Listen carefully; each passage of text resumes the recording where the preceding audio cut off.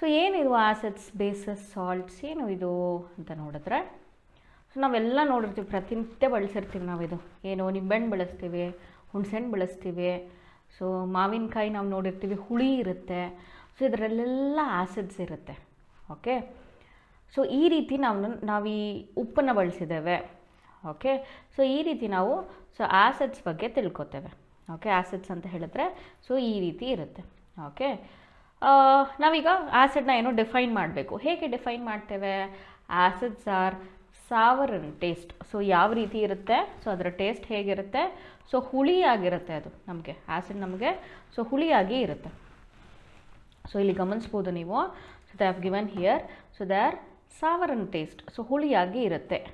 Okay, ನಾವು ಈ acid basis salts ಚಾಪ್ಟರ್ಲಿ ನಾವೊಂದು ಕಾನ್ಸೆಪ್ಟನ್ನ ತಿಳ್ಕೊಳ್ತೇವೆ. ಏನದು? ಇಂಡಿಕೇಟರ್ ಅನ್ನೋ ಪದನ ಬಳಸ್ತೇವೆ ಇಲ್ಲಿ. ಈ ಇಂಡಿಕೇಟರ್ಸ್ ಅಂತ ಹೇಳಿದ್ರೆ ನಮಗೆ ಈ ಪದ ಅರ್ಥ ಗೊತ್ತು, ಏನೋ ಇಂಡಿಕೇಟ್ ಮಾಡ್ತಾ ಇದೆ, ಸೊ ಏನೋ ಇದು ತೋರಿಸ್ತಾ ಇದೆ, ಏನೋ ಬಿಂಬಿಸ್ತಾ ಇದೆ, ಏನೋ ಎಕ್ಸ್ಪ್ಲೇನ್ ಮಾಡ್ತಾ ಇದೆ. ಓಕೆ, ಸೊ ಏನು ಇಂಡಿಕೇಟ್ ಮಾಡುತ್ತೆ? ಸೊ ಇಲ್ಲಿ ನಾವು ಬೇರೆ ಬೇರೆ ರೀತಿಯಾದಂಥ ಇಂಡಿಕೇಟರ್ಸ್ನ ನೋಡ್ತೇವೆ. ಓಕೆ, ಸೊ ಫಸ್ಟ್ ಒಂದು ಬಂದ್ಬಿಟ್ಟು, ಸೊ ನಾವು ಇದನ್ನು ನ್ಯಾಚುರಲ್ ಇಂಡಿಕೇಟರ್ಸ್ ಅಂತ ಕರಿತೇವೆ. ಓಕೆ, ಸೊ ಇದು ಏನು ಮಾಡುತ್ತೆ? ಇಂಡಿಕೇಟರ್ಸ್ ಬೇಸಿಕಲಿ ಏನು ಮಾಡುತ್ತೆ? ಸೊ ಯಾವುದೋ ಒಂದು ಸಲ್ಯೂಷನ್ ತೊಗೊಳ್ತೇನೆ, ಅಂದರೆ ಏನೋ ಒಂದು ನೀರು ತೊಗೊಳ್ತೇನೆ, ನಾ ಈ ಎಲ್ಲೋ ಹೋಗ್ಬಿಟ್ಟು ಯಾವುದೋ ಒಂದು ಕೆರೆಯಲ್ಲೋ ನದಿಲೋ ಏನೋ ನೀರು ತೊಗೊಂಡು ಈ ನೀರು ನನಗೆ ಕುಡಿಲಿಕ್ಕೆ ಯೋಗ್ಯವೋ ಇಲ್ವೋ ಅನ್ನೋದನ್ನು ಟೆಸ್ಟ್ ಮಾಡಲಿಕ್ಕೆ ನಾವು ಈ ಇಂಡಿಕೇಟರ್ಸ್ನ ಯೂಸ್ ಮಾಡ್ತೇವೆ. ಸೊ ಏನಿದು ನ್ಯಾಚುರಲ್ ಇಂಡಿಕೇಟರ್ಸ್? ಯಾವ ರೀತಿ ನ್ಯಾಚುರಲ್ ಇಂಡಿಕೇಟರ್ಸ್ ಇರುತ್ತೆ? ಸೊ ಕೆಲವೊಂದು ಗಿಡದ ಎಲೆಗಳು ನಮಗೆ ನ್ಯಾಚುರಲ್ ಇಂಡಿಕೇಟರ್ಸ್ ಆಗಿ ವರ್ಕ್ ಮಾಡುತ್ತೆ. ಓಕೆ, ಸೊ ಒಂದು ತುಂಬ ಸಿಂಪಲ್ಲಾಗಿ ನ್ಯಾಚುರಲ್ ಇಂಡಿಕೇಟರ್ಸ್ ನಾವು ಯಾವ್ದು ಯೂಸ್ ಮಾಡ್ತೇವೆ ಅಂತ ಹೇಳಿದ್ರೆ, so it is turmeric. So ನಾವು ಅರಶಿನ ನೋಡಿರ್ತೇವೆ.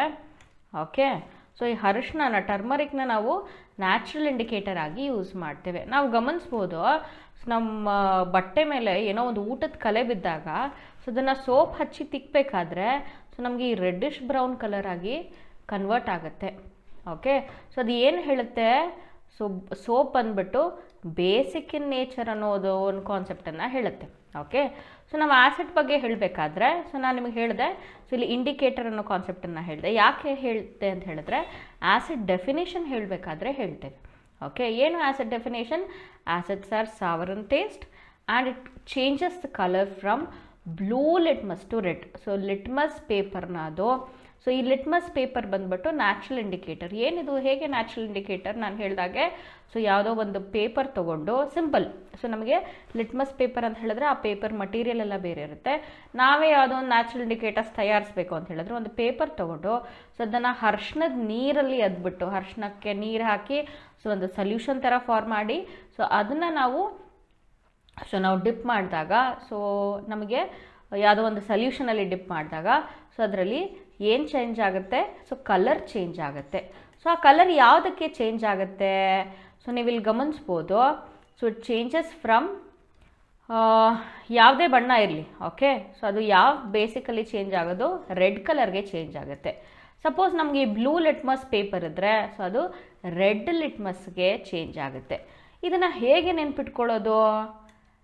ನಮಗೆ ಇದು ಏನು ಆಸಿಡ್, ಇದು ಎ ಅಂತ ಬರ್ಕೊಳ್ತೇನೆ. ಸೊ ಆಸಿಡಲ್ಲಿ ಏನಾಗುತ್ತೆ? So we observe that so blue ಲಿಟ್ಮಸ್ಸಿಂದ ರೆಡ್ ಲಿಟ್ಮಸ್ಗೆ ಚೇಂಜ್ ಆಗುತ್ತೆ. ABR ಈ ರೀತಿ ಕೋಡ್ನ ನೆನ್ಪಿಟ್ಕೊಳ್ತೇನೆ. ಓಕೆ, ಸೊ ಆಸಿಡಲ್ಲಿ ಈ ರೀತಿ ನೋಡ್ತೇನೆ. ಅದೇ ಬೇಸಸ್ ಹೇಗಿರುತ್ತೆ?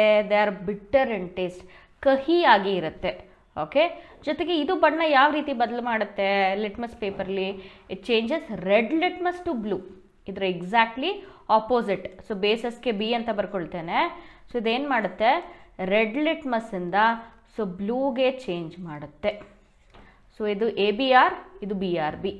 ಓಕೆ, ಸೊ GRB ತುಪ್ಪ ಥರ, BRB ಅಂತ ನೆನ್ಪಿಟ್ಕೋಬೋದು. ಓಕೆ, ಸೊ ಈ ರೀತಿ ನಾವು ಕೋಡಿಂಗ್ಸ್, ಇದನ್ನು ನಾವು ನಿಮಾನಿಕ್ಸ್ ಅಂತ ಕರಿತೇವೆ.